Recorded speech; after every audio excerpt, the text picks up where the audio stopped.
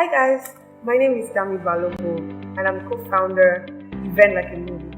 Event Like a Movie is a platform that manages online HD quality streaming of any kind of events that you might have, and also ensures that your online guests participate fully in your event. They can communicate during the event with each other, communicate with people at the venue, take pictures, upload, answer trivia questions, play games, give their comments, do their question and answer, and do all of that from the comfort of their homes or wherever they are located. Now, this is really the future of events. We would like you to contact us on our Instagram and call us or send us a mail. Let us know what event you're having and how you would like us to come in. Trust me, your guests online and anywhere around the world will thank you for this. A beautiful venue transformation, come together and learn from each other. And that brought about the Venue Styling Conference. We're going to be doing this, repeatedly every year. We're going to have a community which you can join on Facebook, where we can put out content, put out trainings, put out mentorship programs and all of that. Without talking too much, I would also like to say very importantly that this conference is streamed live. So you're going to take us as we are, and we're going to be sharing from our heart. We're going to be talking to you about everything you need to know about venue styling. Please send in your questions, for each of the speakers. The speakers and their profiles and their topics have been put on the website, www.thevenuestylingconference.com. You can put in your questions right now on Facebook, on YouTube as you're streaming now, and then we'll take your questions and ask the speakers. So I'll be right back with our first speaker, an amazing person, beautiful lady, done amazing work in the industry. I cannot wait for you to meet her. When we come back, we'll be taking all she has for us today. See you soon.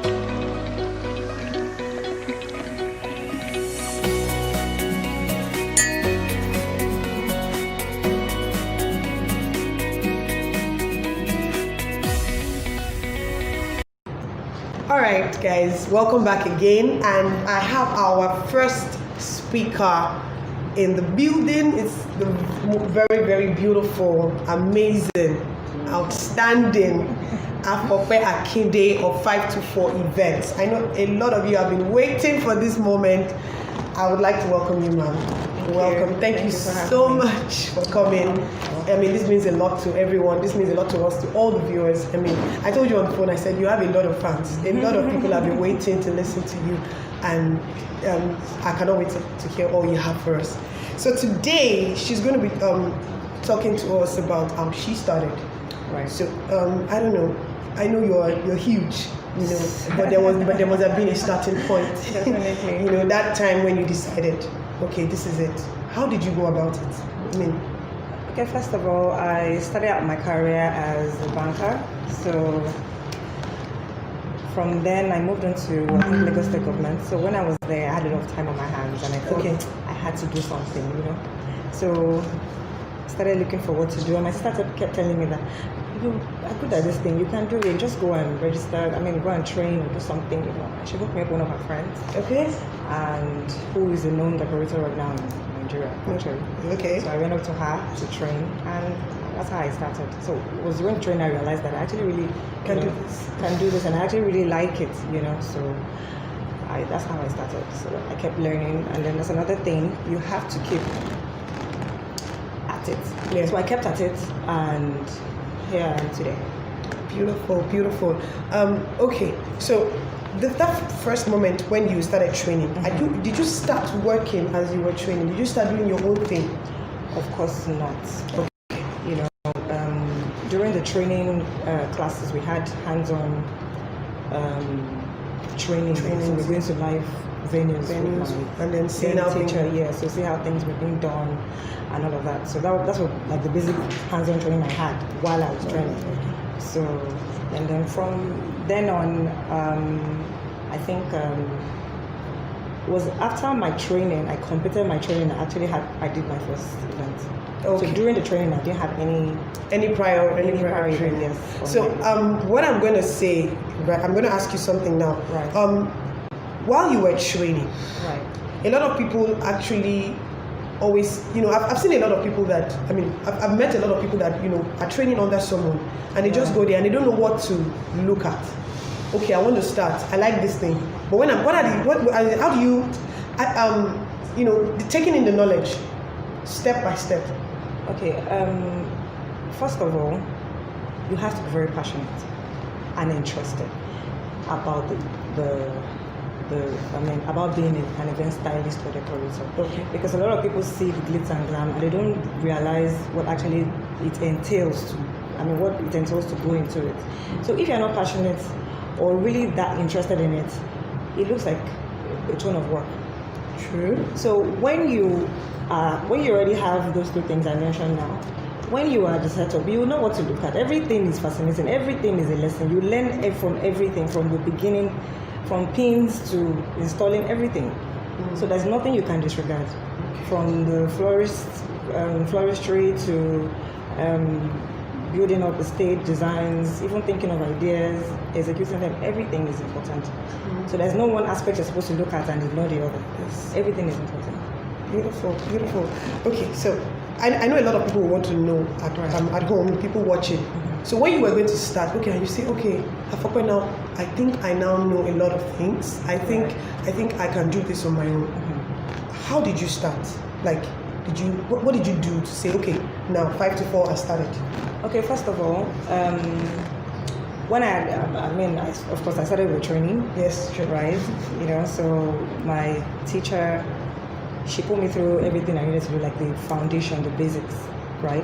And after that, to be honest, when I finished my training, it still felt like I didn't know anything, which is normal. Just like when you go to school and then you come out, and then you're like, what did I learn? Like, what have I done? And maybe you now start a job. I'm like, okay, they didn't teach us all this, something like that, you know. But the thing is, because, you know, like I said earlier, when you have the passion and the will to do it, you have to keep learning. You can't just say, oh, because I've finished my training now, that is it, I'm good. You have to keep researching, you know, keep yourself abreast, plug yourself to all. I mean, now there's even social media, Instagram, Pinterest, so many places where you can get inspiration. Then we didn't have any of that then, you know. So then what I did then was I kept buying all these wedding magazines. The wedding, I think it was Wedding Planner was the most important at that time. At that time, yes. You know, so I kept buying them to know those that were already present in the industry. There are a lot of people I used to look up to as well. I used to call people for advice, and then no man is an island. You can't know everything. Do you understand? So you have to reach out. The worst answer you get is a no. But at least try and reach out to people that have been there before you, you know, to learn one or two things, you know. And I did all of that as well. Great, amazing. Okay, so when I think about you know, when people start, because I've watched a lot of people in the industry over time, you know, and see them start from somewhere and grow, and I realized that a lot of people have a problem with reaching out to other people that they feel like, okay, I like your work, I like what you're doing. Okay. To learn from them. You're just starting out, and then you're like, I don't know how they did this thing. I don't know how to do this. I don't know how to do that. Some of them might, some of them might have trained somewhere. Maybe they, I don't know. And it just, okay, then they're now asking questions. Okay, how can I achieve this? How can I achieve that? They don't know how to reach out. What do you say to people like this? Like, they're young or they are just starting out, and then they don't know how. Like you said, you have people you call.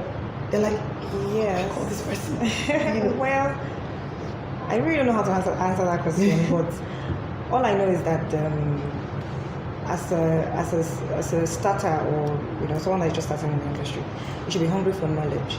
True. And when you're hungry for knowledge, you should not be ashamed to ask questions. Like I said earlier, the worst thing that will happen is a no. It doesn't mean you stop. You keep asking. You can just call. Some people are more receptive than the other, but whoever you feel you're attracted to, or someone that you feel you sync with, you can just call and ask a few questions, and then maybe top up classes, brushes, ask people, can I come to your venue to see? Can I come to exactly? Can I come, stuff like that. I did that when I started, and there are people that also call me for that as well, and I obliged them. You get what I mean? Yes. So, something like that. I think that's a very important point you made there. People not being ashamed to say, can I come to your venue? Yeah, you should never be ashamed to learn. Exactly. Everyone started somewhere, and nobody knows it all. True. So you should be hungry, to know more. True. You understand? I think a lot of people should take something from that, because being someone that has been an event planner for so long, I have a lot of people calling me and saying, okay, can I be coming to your venue? Don't pay me. I just want to come. I just want to learn. Yeah. I see that a lot. It happens in event planning industry, and then a lot of people from there, they can stand on their feet and they can do stuff. But I see reluctance, in that's another. Well, likely reluctant. Another point. That point you made is a very important point. The thing is, most people, like I said earlier, they just see the finished products and they are, I want to be a vendor, or I want to come to a venue, and then they come the first, second time, the third time they run away because it's very tedious. It takes a lot. It takes a village, and then you need to put your heart. And you need to put your heart to it, and you just have to be on top of it. But then when they come the first, second time, and they see that, sleepless night, this one, that one, they run away. So that's why I said you have to be passionate. When you're passionate about it, you don't care as long as the result has been achieved. You won't be looking at all those, all those things that look like there's so much work. This is what these people are doing. Do you understand? So and it's a lot. It's a lot of work. Yeah, it's a lot of work. So you have to be passionate first of all about it, and you have to know within yourself that this is actually what you really want to do. And once it doesn't even. It's not this. What I'm even saying now doesn't even have to do with only decor. Any industry, any place you find yourself, as long as you really want to do it and you enjoy doing it, you won't see it as work. You understand? You keep doing it, and you just. Before you know it, and then consistency as well is another thing. You have to be consistent, and keep at it. It will definitely. Amazing. Yeah. So from everything you said, first of all, you need to be hungry about knowledge. Yes. You cannot know everything. Swallow your pride. Humble yourself. Call someone that you look up to. Exactly. Call someone you look up to. Tell them, please, can I come to your venue? Can I come from, come and see how you guys start? See how you bring, the things you bring, where you start from, how you conclude. Yeah. Even if you're doing your own work already, right? You can come. If you're not even in Lagos, you can, now that's why we're doing this. That's why we're creating a community, right? You can reach out and say, okay, I want to come to Lagos. Maybe I'm in Benin, anywhere. I want to come to Lagos. I want to come to 524. Afokpe, please, can I come to your venue? I just want to see, right? I want to see how these things, And and like she said, if you're passionate about it, you won't get tired. You won't get frustrated.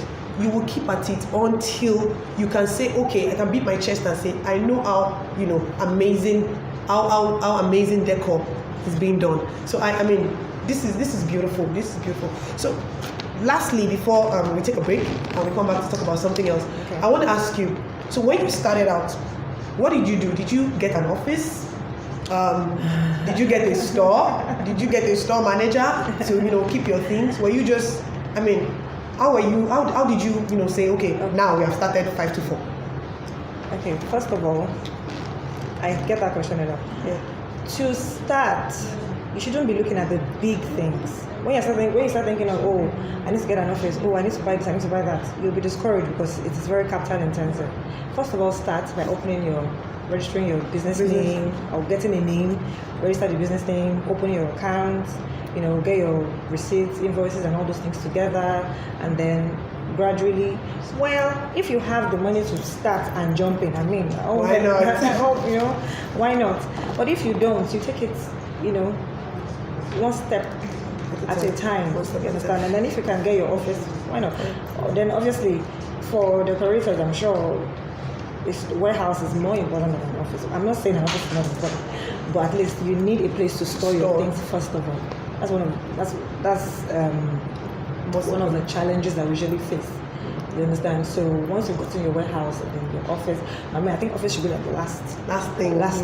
Source your things, the kind of things you want to use. The kind of decor props you want to start with and stuff like that. Yes. Beautiful. I won't want to give in too much on that, right? Because our next session we're going to really talk about how each person can start, where you are, what you have, wherever you are, your community, your environment, what can you start with. But right now we're just talking about 5 to 4 and how you grew up. So growing, what would you say are the things that made you grow to this level? We've started now, like you said. Starting out, you have to learn from people. Go to this person's venue, learn, try and see how. That's not the only thing you can learn. No. I'm not saying you have to keep looking at other people. And most importantly, you should even. Well, what I mean is, you should be on your lane, sort of, because it's just like being in a marketplace. So many things are going on. Yes. You know what you want. You know the kind of value you want to bring to the table.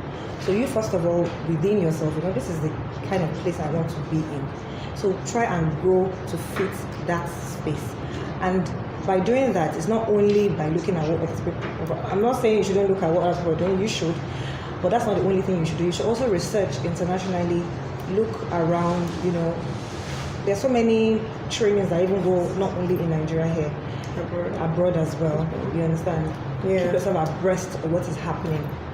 True. You understand? Yes. So I've heard among decorators like some people they classify themselves as luxury decorators. I really want to do expensive luxurious looking. Some people want to stick to budget decor. Yes. Okay. That's why I said first of all you need to know what you want to do. So in that way you know where to focus. So you're not just by saying oh because this person did this then I have to follow and go and do because you first of all know what value you want to bring to the table. What bracket or class of decorator you want to serve. Clients you want to serve, you understand? You first of all know that, and by there so you know the kind of people you're even going to go and ask things. You know the kind of place you want to put yourself into. That's a very, very important aspect as well, because by doing that you know how to do your budgeting, you know how to attract the right clients, and you know how to position yourself. Exactly. Yes. This is amazing. I hope we're learning something. Like what you said.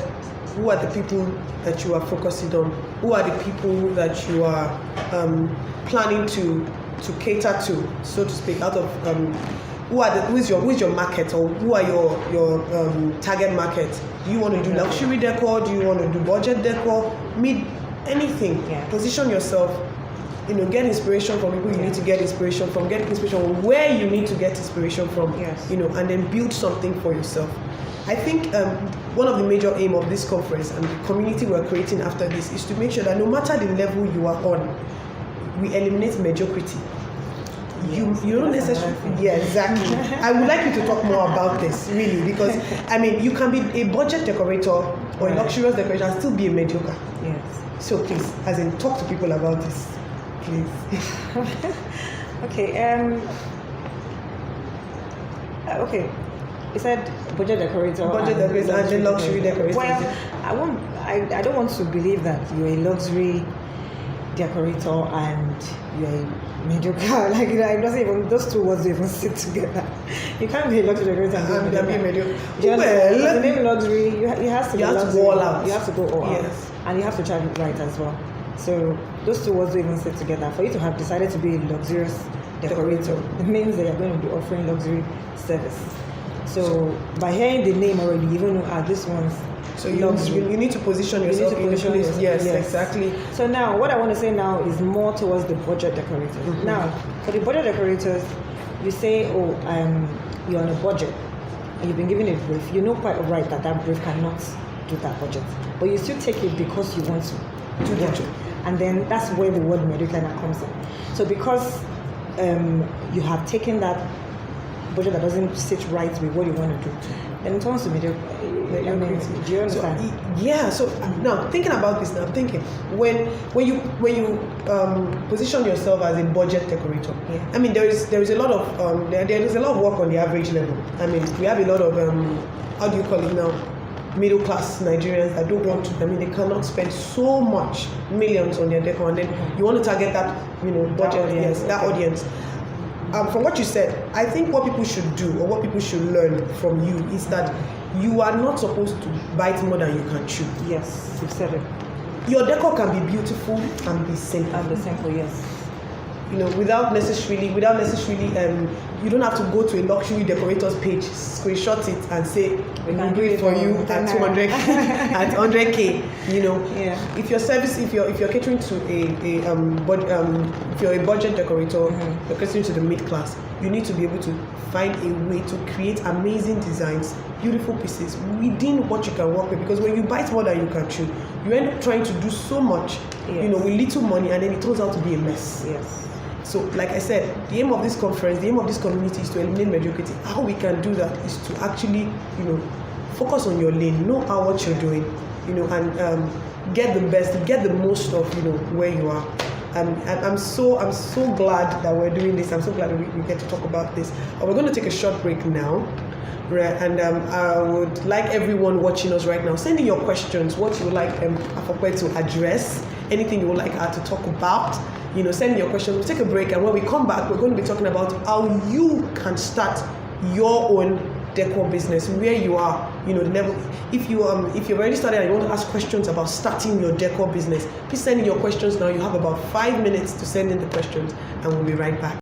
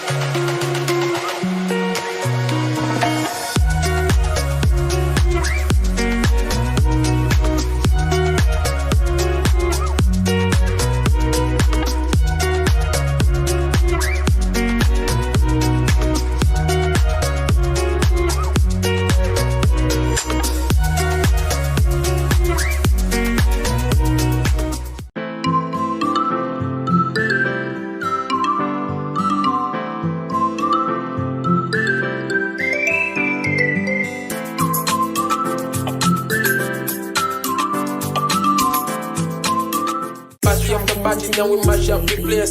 Party after party, then we mash up the place. Party after party, then we mash up the place. Mash up the place. Big drill on the beat. Yeah. Party after party. Yeah. Party after party. Yeah. Party after party. After party after party. Yeah. Party after party. Yeah. Party after party. Yeah. Party after party. After party after party. Yeah. Party after party. After party after party. Party after party, then we mash up the place. Party after party, then we mash up the place. Party after party, then we mash up the place. Mash up the place.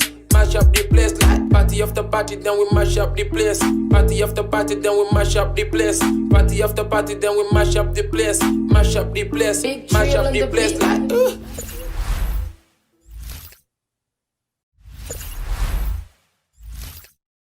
Okay, welcome back, guys. And then I am still with the amazing Afope Akinde, and we're going to be taking our last session, which is talking about how you can start your decor business. I know there are a lot of people online, a lot of people that have showed interest in that. Okay, maybe the lockdown, gave you a reset of saying that, okay, I think I like event decor, and I think I want to do this. How do you think they can start?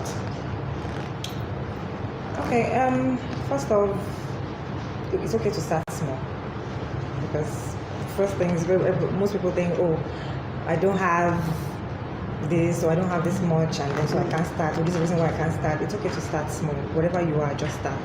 You understand? No matter how much you have, like I said earlier in the first session, first of all, you have to go for a training. And then if you can also go for other trainings like brushwork classes and all of that, that is fine. And then when you have an amount of money that you think you're okay with, you can start by sourcing materials in Nigeria locally, and then if you have the money to go abroad to source more materials, I mean, it's always cheaper to do that. Well, in quotes, because the dollar. Yeah. Then you can. Yes. Okay, so first thing she said is go for a training. You can also leverage on the rental companies that we have available in Lagos by renting things, to augment whatever you have. So we're going to take that one by one. Okay, we're going to take that one by one. First of all, she says go for a training. Okay, you cannot say I am a creative person. I like decor. Decor is beautiful. I think I know it in my head. Or I think I know what to do. Go for a training. Reach out to someone that you like or that you feel you can learn from, and then try and start some form of training. If they don't have, let them create something for you. I mean, I think people do that. Yeah, there are a lot of training companies that available. Just create. If you don't have a school, create something for me. I don't mind paying. I don't mind doing it for. I mean, if you don't have money, you can beg and say, okay, I'll be helping you to carry things. Like apprenticeship. And say, I will come along. I will come every time. I'll make myself available. To be trained, right? And then you start small. Another thing is that a lot of people, from experience, I've noticed that a lot of people, they don't want to part away with money. They don't want to. They feel, I don't know why, but it just looks like, this amount is too much. No. I'm like, for what you want to get, you have to pay for it. It's just like going to school. True. You can't be pricing your school fees. Do you understand? When you go to university, you have to pay for it so that you value what you've paid for, and then you ensure that you take advantage of everything you have been taught. And then it's not, and then a lot of people feel, when they hear, how long is the training stuff? We hear maybe 3 weeks or 4 weeks. I'm like, just that. How am I going to learn everything? You can't learn everything. The teacher can't teach you everything. There's no school that's going to teach you everything. It's just the basics, the foundation. That's what you need. Once you've been able to get that, then you build on yourself. You build on yourself. You keep, like I said, you can go for top-up classes online. There's so many online trainings. There's so many physical trainings. Then even, we said, like, maybe going to other people to say, can I just come and see what you're doing and stuff like that. Take advantage of the people around you. Take advantage of the resources around you, and don't be afraid to part away with money. Exactly. You are learning. You're going to make money from this thing eventually. It's a value. You're paying for value. Added value. So you need to understand that you have to pay for it. Pay for it. You understand? Exactly. So never be too stingy to spend money on learning. Okay, if you go to a training school and they say, okay, this is the amount you pay. If it is what you desire, if you're passionate about, I keep saying there's no extent of lunch you cannot go to for something that you're passionate about. Exactly. I mean, as at the time, I like giving this as an example. At the time when I started event planning, there were no training schools, honestly. 10 years ago, people were not really willing to train. It's now that you have a lot of training schools around, So what you have to do was just beg and attach yourself to someone, and any way they find it, they attack. But now you have people, running schools, running programs. Take advantage of it, learn something. So another thing I'm going to ask you is, so when you now, let's say, you've started your training, right? What are the things that you think someone that is starting? Okay, I don't have 5 million or 10 million to go and shop or anything. What are the basic things I can buy? This one I can rent, or where I can get this, where I can get that. What do I, I'm just starting. What are the things I should put money into, and the things I can still hold on for now? Well, that's a tricky question, because decoration has evolved a lot. When I started, it was different. Now, I would say maybe you can invest in flowers. You can never get wrong with flowers, because at least most of events, you will still have something floral to do. So you can invest in flowers, maybe table covers. Table covers, yeah. Chair covers are becoming Absolute, actually. you understand. It's So becoming that's where absolute, you yes. put your money right now. And there's some other things that you'd I think as you start getting your briefs, as per the brief you are working on, you can decide on what you want to buy and what you can rent, so that you can still make a little margin for yourself. You understand what I mean? Exactly. And don't be too greedy to make money. Don't be too greedy, especially when you are starting out. You know, you should be able to. You should, like we're saying that being passionate or being, very, very hungry to do. You should be able to spend money on your with yourself is your thing. You're building it. Do you understand? So don't be too money conscious sometimes, so that you can achieve what you're setting out to do. Exactly. Beautiful, beautiful. So please, you're starting out, you're young, take advantage of trainings, like you said. Train yourself. Don't go and start and be tying things up and down. And another thing, because I know I've been mentioning, you have to go and train, no matter the amount of training you do, you can't know it all. So you must be willing to keep brushing up. Exactly. Never be too big to learn. Always brush up, and reach out rather than don't be afraid to ask questions. Ask questions. I think rather than just copying people, it's good to ask them. Reach out. Don't be an island. Like you said, you were telling me nobody's an island on their own. Reach out to people. Get better every time. Don't just stick to that thing that you're always doing all the time and say because it's giving you one profit. Get better. And then you also have to be flexible. And what's that word now? You should be able to diversify. That's not what I want to say. I think I missed that. Okay. But what I mean is, you shouldn't be stuck in your ways. Your ways, exactly. Right. Yeah, true that. Yes. Ways. Things change, things evolve. So because it's been done like this, doesn't mean it has to continue to be like this. Change. You can be creative. And that's exactly what our community is going to be, doing. We're going to find a way to, help each other evolve, help each other get better. Okay, it's not just all those things I bought. That's all I'm going to be using forever and ever. Get better. Don't be too greedy to spend more money to acquire things, but go gradually. Like she said earlier, start small, and grow into it. And another thing, you can't have it all. Not how big you are. You can't buy everything. Yeah. So you should also know how to augment rent. Exactly. Buy and so we have questions, from people at home. People have been asking questions for days now. We've been asking people to drop questions. So I have a couple of questions for you. I'm going to be taking some on my phone because they're coming in real time. Okay. Like I said, we're streaming this live. This is not pre-recorded, And so we're taking your questions and we're going to be asking them. Somebody says, how do you evaluate yourself? I think over time, how do you know that you are getting better? I think that's what that question means. Okay, definitely you know if you are doing better because you know where you started from. I mean, from each event you'll be able to score yourself. Like, what were you able to achieve here? What were your flaws? What were your mistakes? And then you build on it. And then even from the comments and recommendations you get from your clients, you know how you're doing. But then because that self-evaluation question, for instance, you already set goals for yourself and you know what you want to achieve. So by each event that you are coming, you look at your goals and you know see where you are with. And you know. Okay, so someone says, how do I know if, same evaluation, how do I know if I've done well or can do better? I think you would know, like she has answered that already. You have your own goals, you have, what you want to look like. So, I mean, if you compare your old pictures with your new pictures, you know that, I'm better. I've grown.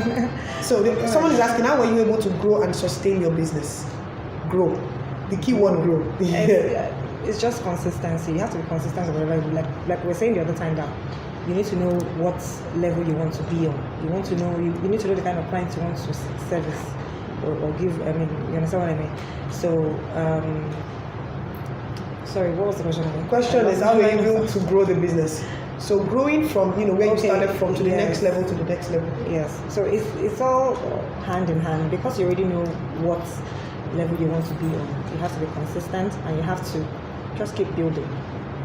Keep building and keep putting and then you have to keep investing. You have to keep putting back into the business. You have to keep putting back each time. Because there's a question that says, so a question says, how often should you keep investing? And I think you've answered that already. Just keep doing it.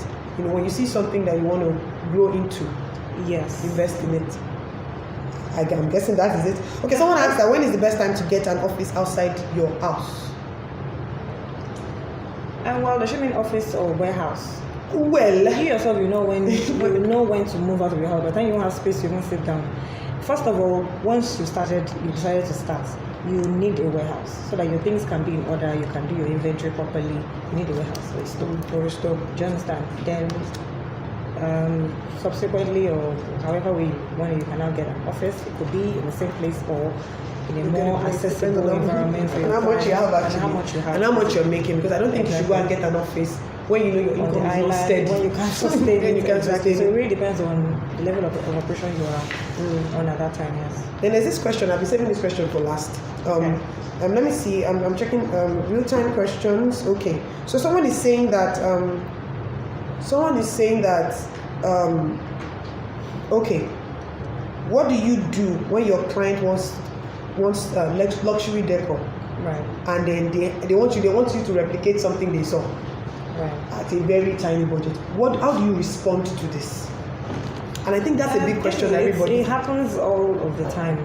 Now, it's a well, I won't say it's a tricky question. It's a straightforward question, because if a client brings a luxurious brief on a very tiny budget, you have to let them know that it can't work, because except you want to use your personal money, except that maybe you're hungry to show what you can do, or maybe you just want to use that as a platform to launch yourself, by all means go ahead and do that. But then if you have told your client that you can execute it, then you must execute it.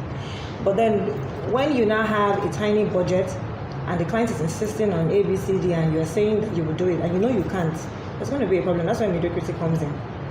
There's going to be a problem, but there's no way you can achieve it. These things are not cheap. So when you have a luxurious brief and you know that you cannot do it, it's best to just tell your client that, I'm sorry, we can't do this on this budget. It's best to part ways with it and understand that it's not every job that comes your way that you must do. There are some jobs that are not just meant for you, and there are some jobs that are. So when you find yourself in that category, except you know that, oh, it's luxury decor I want to do, and since I've not been getting clients and I want to use this to launch out and I have the money to finance it and I decide to do this as an advert, then it's up to you. Then you can do that. But not every time killing yourself.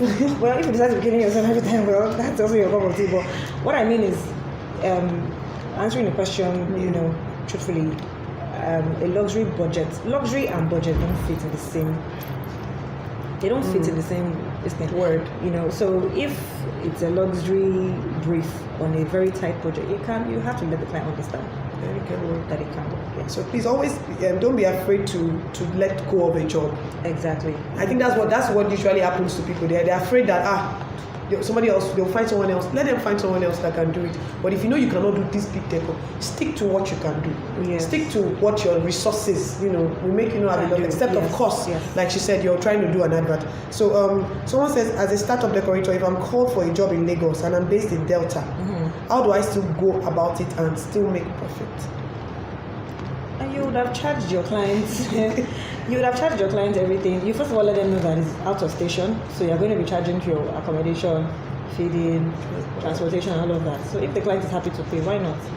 And then if you have friends or colleagues in that location that you're going to, they can call up for favors. They'll show up for you. I mean, it's not everything you have to come all the way from Delta. You can find people to leverage on, and if you don't even want to do that, if you have the capacity, why not? Okay, you can get maybe 2-3 trucks, carry everything and bring it down to Lagos and do what you have to do. Yeah. So really, so in response to this person from Delta, I believe that there's a lot of collaboration that we need to leverage on in the industry. Like you said, if you have friends, one of the reasons why our community is going to be catering to everyone in the industry, that you can reach out to people. I mean, you're in Delta, you're in Enugu, you're in a community where there are a lot of decorators. Someone is in Lagos, I might be in Lagos, I want to do a job in Port Harcourt. I don't want to carry so many things. You can reach out to people. Okay, what do you have? What can I use? You understand? That way you don't have to spend so much and you can still make your profit. Let me see, any more questions? Okay. I think that's about it. I mean, it's been an amazing, session with you. I know a lot of people have learned so much, especially the people that are trying to start out. It's important that you take this point, and digest them. Think about it. Apply them to yourself. Apply yourself, to a lot of things. You cannot do decor and not be passionate about it. In other words, you first of all have to want to do this thing. You can't come and say you want to be watching someone's work, or I want to come and be seeing your work, and come 1 day, 2 days and run away. You're not ready. Yeah. You're not serious. When you are serious about what you want to do with your life, then you will stay put, where you're training, and you pick your phone. When you're passionate about something, even when you're not eating, you're on your phone, you're on the internet, you're checking, you're trying to get better. That's how people grow. There's so many resources now. There's so many things. Then there were exactly like she said when she started. It was just magazine, Facebook, and it wasn't. There was no. It wasn't this like readily available now. And leverage on your creativity. It's so easy, yes. Exactly. To get ideas and. So I'm sure a lot of people at home have learned so much from you. I'm so glad that you could do this. I'm so glad that you could share knowledge. Thank you. And after this, we're gonna have a podcast later on to replay all of these things, right? And then you can send in also questions. We can mail it to her. She'll answer you. We have a community whereby we can answer questions. We can, reach out to each other and grow together. So any last words before, we end this session to everyone? Okay, well, thank you for having me. First of all, it's such a pleasure. Thank you for coming. So my last words, like I've said earlier, you have to be passionate about being an event stylist or decorator. You have to be hungry for more. You have to always want to, know more, find out what's going on. If you have questions or things that you've been wondering, how do they do this thing, you call and find out, call. Don't be afraid to ask. The worst answer you get is a no, like I said, and also be dedicated. And consistency cannot be overemphasized. You have to be consistent. No matter what level you decide to operate on, be consistent on that level, and the sky will be amazing. This is so beautiful. I'm so glad you came. Thank you so much, Afropa. This is so beautiful. Thank you for having me. Yes, thank you. So when we come back, we're going to have another amazing lady, take us through another exciting topic. I will see you very soon. Thank you.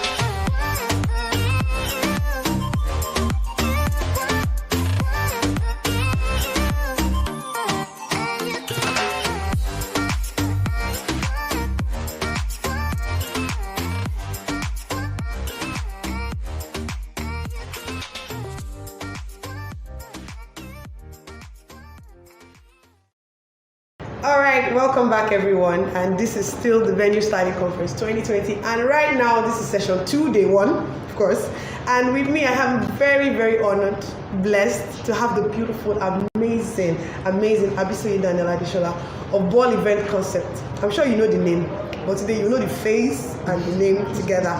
I'm so glad you're here. I'm so grateful that you could do this. Thank you so much. Thank you for having me. It's a huge honor, to do this with you. And like I told you on the phone, I said you have a lot of fans. People waiting to hear from you. People waiting to they see your work, and it's amazing. I must say you do amazing work. Thank you. Yeah, thanks for coming today. So today, we're going to be talking about what everybody. People have been sending questions days before now. We're going to be talking about first creating amazing stage and walkway design. I know decor is a bit practical, more practical than abstract, but we're going to just walk people through. We have a lot of people that are just starting out, people that are midway, they're still on the journey to where they are going, So, how would you talk to them about how to create, beautiful designs for their stage, for their walkway? Hello everybody, I'm so honored and I'm flattered to be here today. So we're going to talk about building amazing stage sets and lovely walkways. I think in the wedding decor, the stage is usually the easiest thing, to be honest with you, because it's when you ask a client what their vision for the day is, and they tell you. It's so easy to picture. At times you just ask them, do you have inspirations? Have you seen things that caught your fancy and you'd like me to recreate? Is there a vision of yourself for your wedding day that you kind of see yourself in? And usually most clients have that. Very few clients don't. But when you've taken that information, now the next thing for you to do is to ensure that you have the right materials for the stage. Everything we do in designing has to do with sizes. You need to know your measurements, you need to know your width, your length, your height. So for stage design, the key things you need to have the wooden backdrops. It could be wooden, it could be metal. You need to have them. They're easy to store because they come in 4x8 already, and they're easy to transport as well. They're flat. If you have those things, you have your background. See, for a 40-feet stage, all I need is 10 of those. Yeah, actually, I need 10 of those boards. If I have 10 of those boards, there's nothing I can do. There's no stage I cannot build. I can build anything. So you need that. You need the flex. Sometimes we use flex, which is there's another name for it. Yeah, tarpaulin. Yeah, that's the local name. Yeah, tarpaulin. Yes. Then we have the flex. If you have that on the flex, you can do any design. You can get it printed to whatever you want to translate on that stage. Then you need your flowers. You can never go wrong, except for cases where client says no flowers, that they don't want flowers. But in cases where the clients are into flowers, you need it. You need a logo or a name cut out. You need a beautiful and unique couple sofa set. Like, nothing sells a stage more as much as the chair the bride and groom are going to sit in. It transforms the stage from ordinary to extraordinary. I've seen a lot of people make the mistake. The sofa is the last thing they give consideration to. They're like, oh, they'll sit on it, nobody's going to see it. Trust me, a beautiful sofa will be seen, will transcend it will transform any space. You cannot miss that one. Then lighting for stage backdrop. Lighting is very, very key. Now, when I'm talking about lighting, I'm talking about chandelier. I don't know the kind of stage design. There are some stage designs that you can walk in chandeliers into it. If your stage design falls into that, you need stage chandeliers. Some are wall lamps, like you have to fix them on the stage backdrop. And then the other type of light is the ambience light. Now, there's ambience lights in the hall generally, but the ambience light for the stage is totally different. Number one, you're trying to have a clean finish, meaning that you need to find a way to hide your wires. And then for stage designs, I would recommend you use wash. There's this light we call wall wash, not the LED, the round LED light. The wall wash is rectangular in shape. It's quite long and thin, so it kind of blends into your stage. It rests against the stage backdrop, and then you can easily hide the wires. Unlike the round LED where the wires, you still have to be creative about hiding it. Wall wash. Then also your stage covering. I don't care the fabric you're using to cover your stage. You can cover your stage with nylon, you can cover it with tarpaulin, you can cover it with rug, you can cover it with velvet, you can cover it with suede, any material you see. But the finishing, whatever you cover your stage with, always make sure it is neat, it is well laid. Your client's shoes won't get stuck in it. When people climb up to take pictures, it doesn't get rumpled off. You know, that thing has made a lot of people fall, like on the walkway at weddings. It has happened. I've seen it happen live. So your stage has to be very neat. The parts that falls to the floor, you need to find a way to stick it to make it firm. See, for me, that's the selling point of decor. Because when everybody comes into a hall, at times they forget what the photo wall looks like. Once they've taken their pictures, they move on. They forget the walkway, but the walkway, they keep seeing it because other people are passing, and then, you know, that's the only way they have to pass through. So they keep saying it's quite important. Centerpieces, they can forget what it looks like, because I've had events where clients just lift the centerpiece and put it on the floor, and they're like, it's obstructing them or something, or it's so low they don't even pay attention. But you see the stage, every picture they will take is there.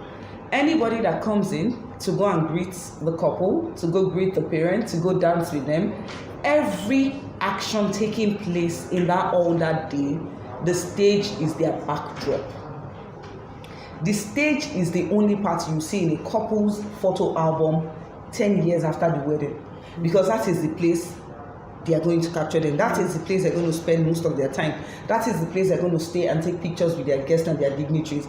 That is the backdrop that is behind the cake. So when they are cutting the cake, when they're having the first dance, when they are tossing the bouquet, the stage backdrop is the only thing that is visible. So if you make a major mistake and that looks tacky, that's the image your clients will have for the rest of their lives. That's the image and impression you're going to give the guests that are coming to that party. So your stage, you can give me, let's say you give me 100,000 naira for decor. That's just an assumption. I will spend 15,000 naira on the stage. I'm not even kidding you, because for me, that is my unique selling point. It is very important. Your stage doesn't have to be busy. Your stage doesn't, in fact, I don't like colorful stages. Your stage doesn't have to be colorful. It can actually be like pristine white, but the stage has to be neat. It has to be catchy. It has to translate the vision of your clients for that day. And it has to show precision. Like the person that did this know what they're doing. Don't use dead flowers on your stage. It doesn't make sense. True. Don't use blinking lights on your stage. That is not, it doesn't speak well. It's going to affect it. You could set it before the event starts, but during the event, when something goes on, it's going on and off, you feel like, oh, you've delivered, I've done my decor. At least when I did the decor, it was set. But during the event, don't forget that stage is the last thing to come down on the day of that event. So your stage should carry the bulk of your investment. Beautiful. This is amazing. Like, she has said everything. I hope you're listening. I hope you're taking notes. Now let's quickly run through walkway designs. We have a lot of people that sometimes they get frustrated. Okay, what do we do with this space now? What do we do? What do we have? Then they end up repeating the same thing all over because they just don't know how. So what would you say about walkway, creating beautiful, simple with what you have for your walkway? As I said earlier, the walkway is another thing that captures the clients and the guests' attention, because that is their path. That's where they're going to pass through to get to their seats. The walkway is very important. A few years ago, we created a walkway. We saw an inspiration online with a planner. We created it and it became a hit. That's the low bed runner that lines the aisle. Yeah. We're the first to do it. Bestseller. Yeah, it was the best. We're the first to do it in the country. I can say it anywhere. We designed that, we came up with it. Yeah, we got the inspiration online and all that. But you see that unique walkway setting changes everything in the hall. Number one, it serves as a barricade between the people. You know how our people are when the celebrants are coming into the hall, they want to jump in their front. That thing serves as a barricade to keep people off, at the same time beautifying the space. So what I would tell you for walkway, always have pillars. You can never go wrong with 4 feet pillars. Always have pillars. When you don't have anything, when they take you to an empty hall and they're like, do something, and you're out of ideas, when you throw your pillars there and you put ons, or you even do floral arrangement on the pillars, it takes that space from plain to beautiful. You should always have your 4 feet pillars for walkway. Number 2, go for things that are easily convertible, like walkway arcs. We have the 3D walkway arcs. You can use it for weddings, you can use it for birthdays, you can use it as backdrops, you can use it for corporate events. How you use the flowers on it is what matters. For some events, you can have flowers on it. For other events, you can carry chandeliers or lightning. For another event, you can have crystals. The thing is, when you want to decide, don't just copy. I realize that a lot of decorators this day, they just look at people's pages, both locally, internationally, and they say they want to recreate. For me to build something, I am not kidding you, I have 10 ways to use that particular thing. So if you're going to invest, even if you're going to be using one walkway for 10 clients, 10 jobs back to back, they must all look different. So what you're going to do is, when you're picking that walkway, think of your vision, plan it, that okay, if I do a garden theme event, this is how I'm going to use the walkway. If I do a winter wonderland event, this is how I'm going to use the walkway. If I do an aqua themed event, this is how I'm going to use the walkway. If I do a forest themed event, this is how I'm going to use the walkway. So please, think of what you can do. You make one item and then make you make the money 10 times over. But change, then don't let people get used to it. Like when they are looking towards your walkway, we know what she's going to bring to us. No, change it, tweak it, confuse them. That's exactly. Like confuse them. But like I said, you can never go wrong. Make sure you have 4 feet pillars, probably 5 feet pillars. You have walkway arcs, the rectangular shape, the oval shape. You can never go wrong with those. And then we call them the low aisle runner. You need them, those boxes that run along the aisle. And then your flowers. Flowers cannot be overemphasized for walkway. You need flowers. You need props. You need a lot of those things. They bring the walkway to life. So the final thing, like I said about the stage, the walkway as well. We can't talk about the walkway and not talk about the rug. Can people please stop using ordinary flex on the floor? It trips guests. It actually trips guests. It's very tacky. When water spills on it, it becomes messy, it becomes dirty, it's really, it's not it. So if you cannot afford the real, even when you use rug, because we use rug, if you cannot use the real rug, you can go for other fabric. But the secret to that thing is stick it to the floor. There are so many tapes. There are double-sided tapes, there are plain-sided tapes. If your floor is wooden, you can easily shoot it to the floor. If your floor is rug, the double-sided tape can be used on rug, it can be used on the hard surface, plain surface, shiny surface. If you don't have that option, just have your wooden boards on the floor and then stick your flex on it. When you stick your flex on the wooden block, on the wooden boards, it doesn't shift. It won't shift, and people won't trip over. Please be mindful of the kind of board you use. Make sure your board is, it doesn't have holes. They are the new ones, and then the joining in between them are really close, because shoe heels can get. You don't want your bride dancing in and the heel of her shoe gets stuck and she trips over. So really, it's all about finishing. For people that... Yeah, I'm going to take you back quickly on that, because a lot of people have issues. That walkway that you spoke about, that people should stop using flex, is old. But now you talked about using a rug. Now imagine you have a client that does not want a red rug and does not want the astroturf, which is the green. Now, are we saying we go with white rugs? Cream. Get dirty. We use gold rug. That's what we've been using. Gold rug. They sell it everywhere. They're in all those rugging stores. Go to Lawansi, go to Ojuelegba, go to Mushin. They're everywhere. You buy the rug. And the good thing about using the rug is they're washable. They're your regular household rug, but it's plain color. So clients want. You take it after usage, you dry clean it, air it out, roll it up. The next event, so it's not something you use and trash. It's something you can use. You can buy a bundle of rug and you use it for 1 year. It's not about budgeting. So things are very easy now. Just go to Mushin. Then I realize that quite a number of people are lazy. They don't want to investigate things. They just want they want things to be handed over to them. You need to do your own research. You need to go to these markets, these creative markets. There's the Iron Village in Dokwe. As in, there's so many places. There's Wodioniri, there's Mushin, there's Tejo. So many places you get all the materials you need. Even Lagos Island, trade fair. You mentioned fabric too. What kind of fabric can you use instead of a rug? You can use suede. Suede. And then you just just make sure it's neat. For those light fabric that can't stay on the ground, like I said, always have wooden boards underneath. So you stick it to the wooden board. It gives it that shiny, clean, glossy look. So it doesn't have to. Don't put anything on the floor directly. It's tacky. If it is not heavy, it's going to shift. Rug is heavy. Rug will stay. Even with that, you still need to stick the rug edges to the floor so it doesn't shift together and hurt people. Good. Beautiful, beautiful.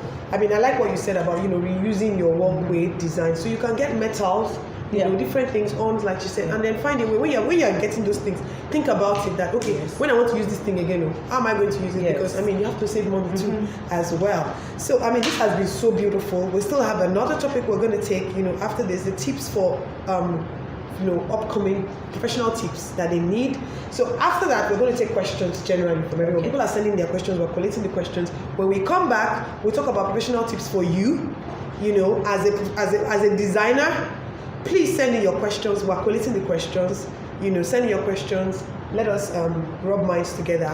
We'll be right back after this short break. Thank you.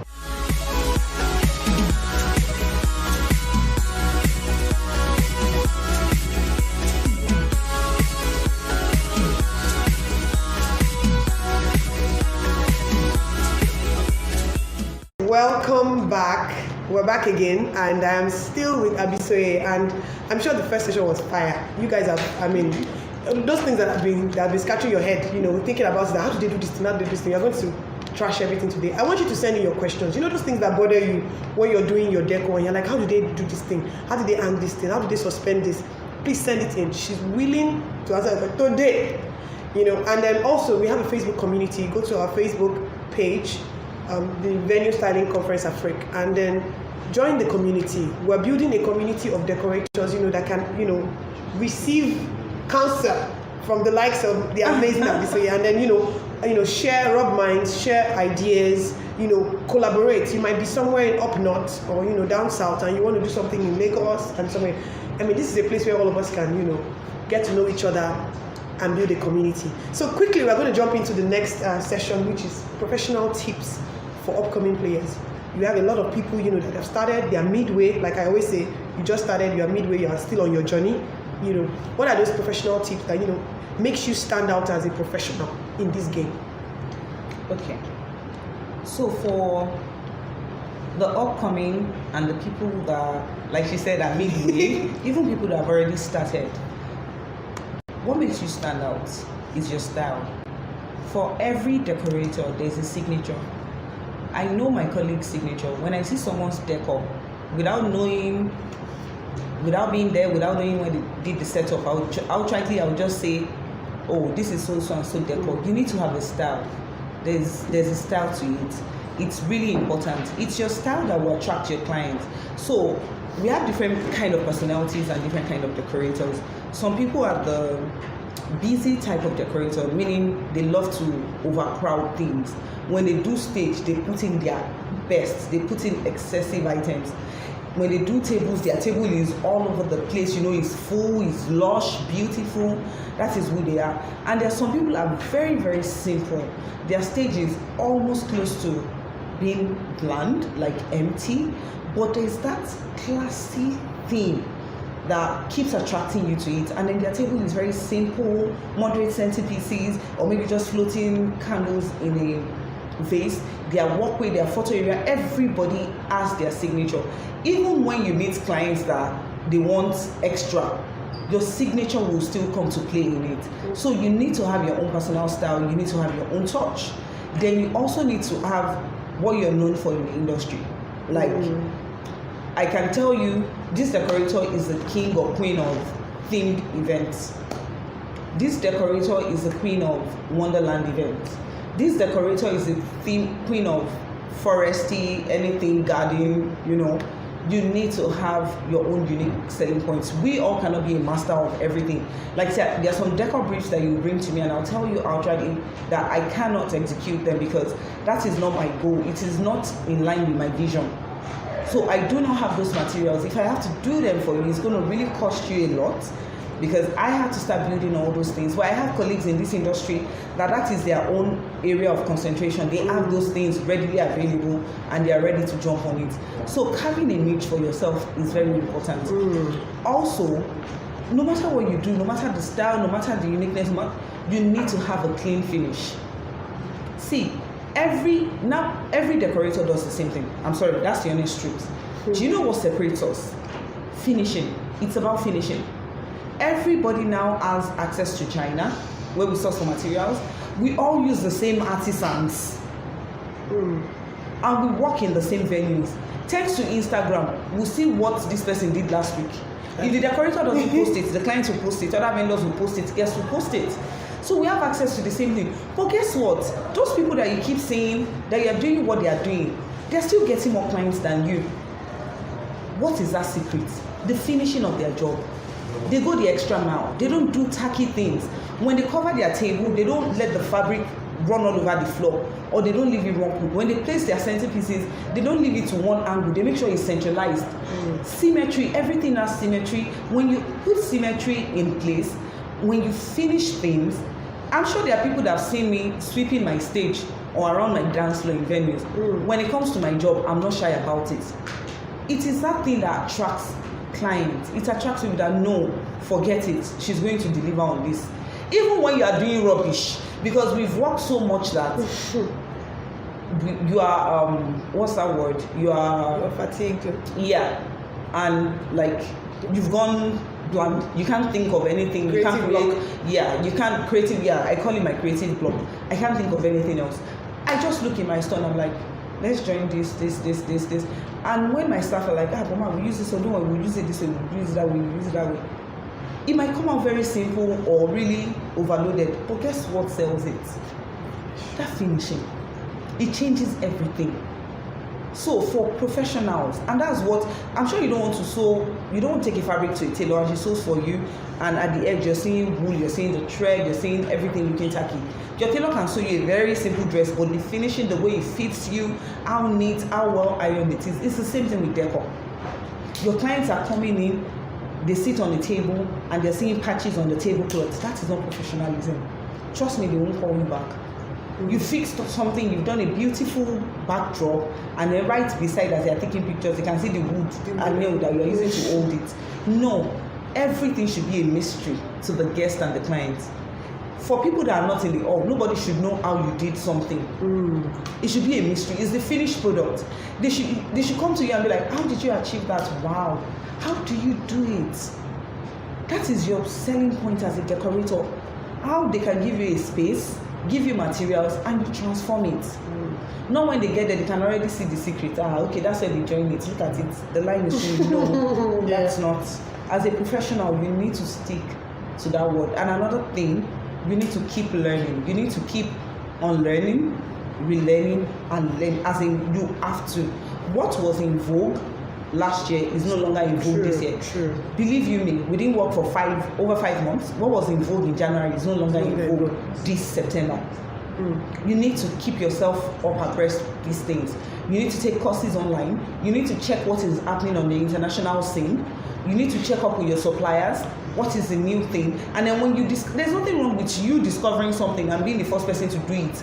Don't be scared because someone else has not used it before or someone else doesn't know how to do it. If you discover that thing first, do experiments, do a trial, do it amongst yourself and your staff. Tell a client, your confidence level should be such that you tell your clients, no, this is what I want to use for you. I know this is your theme, this fits into your theme, but this is what I'm going to use and it's going to turn out well. Imagine you doing that and that thing becomes a hit. That is what makes you a professional. You're not a professional by following the crowd. You're a professional by creating your own things, by leading the way, by giving your clients the confidence that you know what you're doing, you're leading them right. So please, don't be stuck. Keep researching. Wow. I mean, this is fire. I don't know. I mean, if you're not listening to this, please come back next year. This is amazing because this is what everybody needs to hear. No matter the aspect of venue styling you're in, whether even if you don't do weddings and you do shows and you do conferences, your neatness. People would overlook all your props when it is not neat. This is so beautiful. Quickly, we're going to jump into the question. You guys have you have so many questions. So quickly, we're going to jump into the questions and take them. Somebody says, were you ever scared about a client not being interested? And do you always have clients? The first question, was I ever scared? Yes, I was. In the early days, in fact, don't let me lie to you. Once in a while nowadays, I still get scared. It's normal. Fear is part of life. I allow my fear push me to do things that I feel I cannot do. So yes, I get scared that, will I have a client? I look at our target for the month. I look at the company's budget and I'm like, are we going to get a client for this? Yeah, it can get scary. But what you do with that fear is what matters. At that point in time when I get scared and I feel I don't have enough clients or people are not reaching out, I do sponsored ads. I start posting. I start reaching out to my old clients. Hi, dear friends, Let that fear push you to do something. Let it push you to achieve, not keep you in your cupboard, not make you hide or start feeling sorry for yourself. What was the second one? Then the second part is, do you always have clients?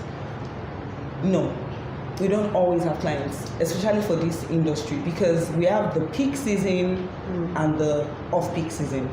Events are like the Ember months are peak season, Easter period is peak season, but during the fast is off-season period. But we still have a few clients, especially for those that also do corporate events. While parties are not going on, you have corporate events going on. But generally, nobody really has clients all the time, all through the year. There's a season to it. Okay. So somebody asked, I think we mentioned this earlier about the best material for stage flooring. Rug. There are two materials I'll mention here, rug and the flex. But it depends on how you use it. Okay, so someone says, how do you charge clients appropriately? This is my major issue. Okay, so this is how I do it. I put together, when a client comes to me, I ask them for their vision for the day, what is expected, what they want. Do you want ceiling decor? Do you want aisle decor? How many photo walls do you want? When they tell me everything, I put pen to paper. I do my cost, not the cost that I will give to the client, my own cost, how much they sell 2x2 wood, how much it will cost me to print this, how much it will cost me to do that. So I have 2 sheets. The 2 sheets are how much would it cost me to build and buy, how much would it cost me to rent. When I compare the two, I'll now also check availability of the items to be rented. Okay, if I were to rent, what's the possibility that this particular season the owner of these items won't be using it, or there won't be 2 or 3 other people that want to rent it. Like, I try as much as possible not to rent November, December, because like it's always busy. So that's when you do the heavy investment. You do that calculation, then you now go to your clients. When you now do the calculation of what it will cost you to create that, you now put the charges for the workmanship, everybody that will work for you, your suppliers, your carpenters, your florists, you put their cost. Then you put what you feel you deserve, what your company deserves for that effort you're about to put into that job. You put it together, then do a proper quotation and send it to your clients. That is why decor prices are not fixed. It is according to you. We might have the same running costs, and I feel I deserve 100,000 naira, and another colleague feels they deserve 300,000 naira. So while I bill a client 500,000, that colleague is billing a client 800,000 naira, and the client is wondering, what are you doing different? Is how you sell yourself. What do you think you are worth as a company after your expenses? Nobody can calculate that for you. But at the same time, for startups, do not be greedy. You need to be very careful. Some people get carried away. They're just starting, and you want to start earning what someone that has invested 20 years in the industry, that they will snap their fingers and bring out all the materials from their warehouse, compared to you that you would have to build and buy everything from scratch. You need to do your calculations. Nobody can give it to you. Get your facts right. Then that way you can do your clients right. Someone is asking, how do I recruit hands to work? It's a major issue. A lot of people. It's a major issue in the industry. But the easiest one is not easy, but the most, would I say, reliable one is look for untalented people. They are everywhere. They are on your streets. They are in your area. They come to me, auntie, please now raise me 500 naira. Auntie, uncle. Reach out to those people. Offer them jobs. The reason why I said it's not really easy is because you're going to train them. You're going to train them on the job. Go into, for woodwork, go into sawmill yourself. Go and see what they've done.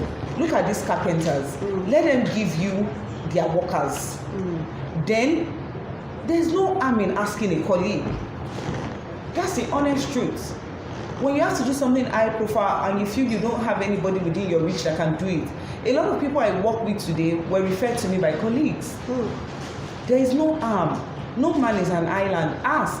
Some will give you, some will tell you no, because they don't want clash of conflict. But the funny thing is, in this industry, they always meet. If they don't meet one-on-one, your workers will meet and then they will introduce you. But the best one I can guarantee you, recruit out of the industry and train them yourself.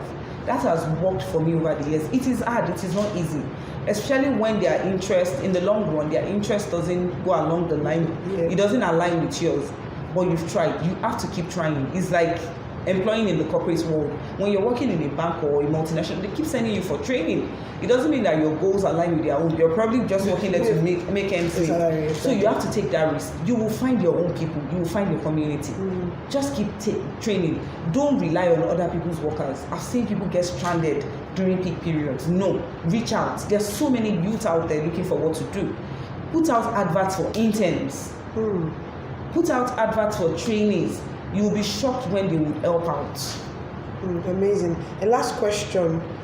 This is about money too. The person says, how do I get consistent clients that will pay well consistently? Okay, so getting consistent client that will pay well is very subjective. In such that, what are your charges? If you get a client that is offering to pay you what you know you cannot take, walk away from it. Because let me tell you the truth. If you bill a client 1 million naira and the client tells you, oh, my budget is 500,000, and you take the 500,000 naira, that client will tell 20 people that will come and offer you 500,000 naira. Do you want to turn all of them down? But when you tell a client that your bill is 1 million naira and they pay it, they will tell that same 20 people that, oh, our bill is 1 million naira. And then when they walk away from you like, oh, we can't afford it, it's too expensive, they will still tell, in fact, they will tell 30 people, she's expensive, or she's 1 million naira. Guess what? Out of that 30 people, 5 or 6 will probably come back and pay you 1 million naira. That is how it works.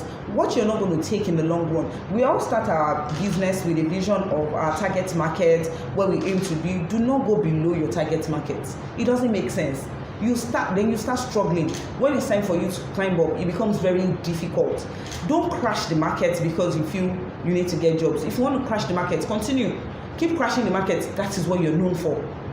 But then when you now want to change it and turn it around, guess what would happen to you? Your existing customers will first dump you. There's a word for it. They've opened their eyes. She has started doing shakara. Don't let your story be like that. If you are high profile, if your target market is high profile, stick there. If you're middle class, stick there. If you're low budget, some people make their money in lower amounts, larger numbers of people. It's fine. It's a business model. Some makes it. Some is strictly high profile. I would rather do just one job in a month, but that job will take care of the company, will pay my profit, and will give us money to run the company for 3 months just in case we don't get something else. And they're fine with it. And these people get, instead of that one, they'll probably get 3 of such jobs in a month that will last them for a year. Stick to your own business organogram. There is a method to everybody's madness. Beautiful, amazing. Someone here is saying, oh my God, we have a lot of questions. Someone is saying, how do I get flowers in bulk quantity? She was telling you about market. How do I get flowers in bulk quantity for we upcoming decorators? Your best bet, Lagos Island Market. Your best bet, another best bet rather, decorators. I help people buy without charging. I give you your invoice, you see it. Whatever is going to cost me extra, I will let you know. I would have said China, but right now, the exchange rate has really gone up. But it seems we don't have any choice because we're not manufacturing in Nigeria, and that's a major issue. So you might have to resort to China. All these vendors are on Instagram, all these China vendors, they've all opened up. In fact, after my last visit to China, I just said, don't let me waste time. Everybody's on Instagram, they are all on WeChat. Just chat them up. They send you samples, you approve it, they send it to you. It's as easy as that. We have agents that send money if you can't do it through the bank. But I will tell you the first place to start, enter Lagos Island Market. You will be shocked that that place is a gold mine. You'll be shocked at what you find there. Because at times you find some things in China, by the time you bring it into the country, the cost for you is higher than what you get in Lagos Island Market because you're buying in a smaller unit. Those people bring in containers, so they can afford to send at cheaper price. Don't sit in your chair and expect things to work for you. Get up, look for things, research. You will find it. It will find you. That's how it works. You attract what you look for. It's the order of things. Okay, so for what she said, you guys should take her up on it. She said she can help you to source. So please bombard her DM, bombard the community, please. On Facebook, we have a community that is growing. We have over 300 people now, in the closed group. So this is what we're trying to do. We're trying to create a community where everybody can, rub off on each other and help each other. So one day she'll just show up on the group and say, who wants to buy flour? And everything, and then you can shop in bulk. This is amazing. Yeah. I hope you are getting something. Someone is saying that I would appreciate recommendation on best trainings and online. Well, we're going to still run more trainings, but best trainings right now, available for people that are just starting. Okay, so there's no best training, there's no bad training, because it depends on who you want to learn from. I've had people reach out to me for customized trainings. They are working and they want me to work out something that will work for them, and they learn on the job. I can be your your mentor that you want me to, I want to understudy ball events, or I want to understudy 5 to 4. You need to reach out to these people. It's not cast in stone. Right now in Lagos, there's no perfect or direct training for decorators. It's about what you want to learn. You can reach out to anybody that catches your fancy. What is remaining is, are they willing to teach you? Are they offering that service right now? So yes, that's what I would say. Yeah, like Afokwe said earlier, the worst answer you will get is no. Yes. You reach out to someone. And then you try. You try again with the next person. You try again until you are Early where you this want to. year, I reached out to about 10 decorators abroad. None of them replied. Somebody will It answer hasn't you. stopped me, exactly. That's my point. It's beautiful. You keep learning, just keep reaching out to the people, and then there are schools, but not in Nigeria. That You can plan to travel, learn some things. You can do online, online training. Online training as well. A lot of them free on EDX, a lot of them Coursera. Coursera. There are lots of them online, lots of free courses online, design courses. Okay. So I mean, this has been so amazing. I'm so glad you came. As in, I can feel the burst of energy of people, because even myself, I'm like, there's so many things that I think a lot of people have finally heard, and it's beautiful that it's coming from you. So I just put any final words for everyone at home, people watching, your fans, and everyone, just something for everyone. Yeah. First of all, I'm going to say thank you for everybody that's tuned in to listen to me. I'm going to say thank you to Dami and the team. I'm so glad and honored to be here. And I'm going to leave you with these words. You can do it. Honestly, you can do it. It is hard. It is not that hard. It is not impossible. Don't let anybody discourage you. Don't let fear hold you down. We've been saying there's lockdown. People are not working. But trust me, in the middle of that lockdown, some people are working. Yours will come to you. Just be true to yourself. Make sure you are hardworking, not being lazy and expecting things to work out for you. And then ask people, reach out to these people. The worst anybody can say to you is no. Nobody's going to beat you. Nobody's going to arrest you. Nobody's going to embarrass you. All they're going to say is, oh no, I can't do this. Ask. If you don't ask, things won't happen for you. If you ask, you'll be amazed at what would happen. And then carry your stuff along. It's very important. People learn things and they contain that knowledge. You need to share with your staff. You can't do everything. They are your representative everywhere. For a decorator, the least person in your organization should be able to translate your vision. That's very important. So that will be all. I mean, this has been so amazing. Thank you so much. Thank you so much. This has been a blast. This session has been so wonderful, and I'm so glad to be able to carry this vision to this point. We've come to the end of day one, right? Everyone that has registered, we're going to send the link for the Facebook community to your emails and to your phone as text messages, so you can join. There's a lot to learn from. There's a lot to harness. All right, this is a movement. Our Instagram page, The Venue Stylist Africa, will be a showcase page, for decorators, their work behind the scene. We are creating our own Bella Naija. They are enough of celebrating event planners, and makeup artists, Let us celebrate our work. Let's celebrate our process. It's beautiful. I mean, we can all reach out. We can all grow. This is $1 million industry, and yes. I mean, I heard something about event industry making $3 billion, in 1 year. I mean, I think I'm right about that figure. I mean, why can't decor, alone take like what, 2 billion or 2.5 billion out of that, not just event planners, and this is so amazing. Thank you so much for coming.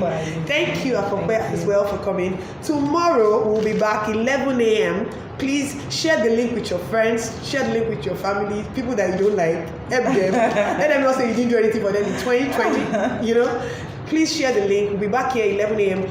First speaker tomorrow will be Claude Owachukwu from Events by Claude. And we'll also be having siding events, Debola, to talk about lightning. That's like the ultimate. After you have done your beautiful, nice knit, she mentioned some things about lightning and all that. Also, this has been brought to you by Event Like a Movie. Check us out on Instagram at Event Like a Movie. It's an online streaming platform for events. I mean, now COVID has made our eyes open that we don't have to be everywhere. Yeah. So please, you can visit Instagram. You see a lot of information about Event Like a Movie. We stream events live to your online audience, and they're actually the ones streaming this live right now, and you can see the quality and how beautiful it is. So I want to say thank you to everybody that has tuned in. Thank you for your time. Thank you for listening to us. Thank you for believing in us. We will be back tomorrow, 11 a.m. Thank you so much, and God bless you. See you tomorrow. Thanks. Hi guys, my name is Dami Balobo, and I'm co-founder Event Like a Movie. Event Like a Movie is a platform that manages online HD quality streaming of any kind of events that you might have, and also ensures that your online guests participate fully in your event. They can communicate during the event with each other, communicate with people at the venue, take pictures, upload, answer trivia questions, play games, give their comments, do their questions and answers, and do all of that from the comfort of their homes or wherever they are located. Now, this is really, really the future of events. We would like you to contact us on our Instagram and you will call us or send us a mail. Let us know what event you're having and how you would like us to come in. Trust me, your guests online and anywhere around the world will thank